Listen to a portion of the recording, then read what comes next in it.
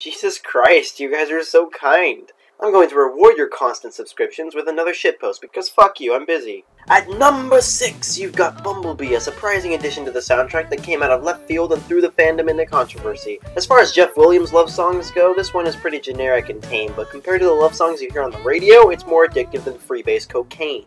And then in number 5, you've got Let's Just Live, which managed to pass up everyone's expectations of just being another opening song by throwing a few powerful emotional punches, and with this cool experimental section that's playing in the background right now. Then you've also got the final chorus, which gets its lyrics from what Jeff Williams originally wrote the song about, which is that time in Volume 2 when RWBY is trying to convince everyone to chill and enjoy the dance. It's fantastic.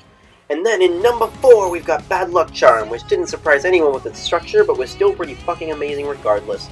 The lyrics allude to Crow's backstory, which earns it extra points, and it's somehow both incredibly kick-ass and incredibly depressing, which sums up Crow pretty well. I think it says something that I already know all the lyrics and I've only listened to it like 4 times. And in number 3, we've got Like Morning Follows Night, which was pretty much exactly what we expected in that it was fucking awesome. Only Jeff Williams could mix a love song and an action song and 2 emotional paths and make a coherent whole that you can jam to for hours on end. There's also a pretty awesome rap section with Lamar Hall, and yes, you did just hear me use the words awesome and rap in the same sentence. The lyrics allude to Sun's backstory, which earns it extra points, and it's somehow both incredibly kick-ass and incredibly heartwarming, which sums up Blake pretty well. It's not From Shadows Part 2, but it might be something better. And in number 2, we've got the incredibly surprising choice of This Life Is Mine. I was 90% sure that Like Morning Follows Night would go here, but Jeff Williams had other ideas. He knows that we've had our fill of Weiss songs, he knows that he's created a particular sound for them and that we've gotten used to it, as well as what you typically hear in a Weiss song. Mention of some mirrors, a lot of soul-searching, and talk about her father. A lot of talk about her father. He knew that that was what the song needed to be for its place in the show, so the first minute or so of this song acts as a sort of fake-out. Sort of like the first half of Volume 3.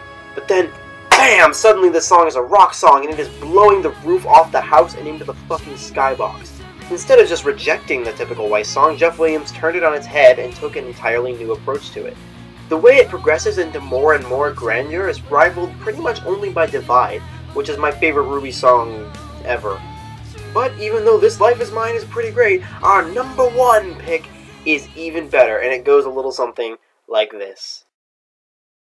You really great, but let me say you denigrate. Seem to hate the fact I break to advocate before I can asphyxiate. I think I know I'm better than you. Don't hate me because it's true. So just watch as I identify the skills to show I qualify, like keeping off this camp charade and drinking thins to drink Kool-Aid to sacrifice them. Oh, wait.